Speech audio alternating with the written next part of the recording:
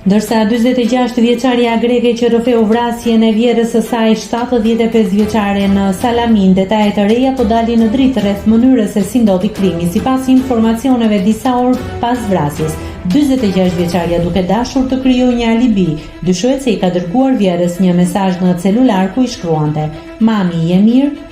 Pasi komunikimet telefonike u deklasifikuan, u përcaktua se mesazhi ishte dërguar nga autori e vrasjes.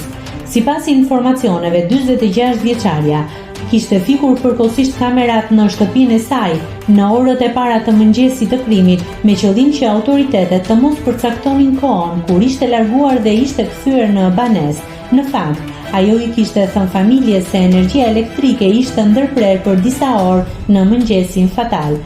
Siç kishte pohuar gruaja, e kishte kaluar natën në shtëpinë e saj ndërsa burri i saj ishte në punë. Ndërkohë 46 vjeçaria e kishte përgatitur vendin e krimit në një mënyrë që të dukej si një grabitje. Pasi e goditi me fik, ajo e mbuloi shpejt vjerën me një batanie duke e lënë të vdiste në një pellg gjaku. Vrasja brutale u krye në dhomën e gjumit të viktimës, ku u gjetën të hapura 2 sirtar.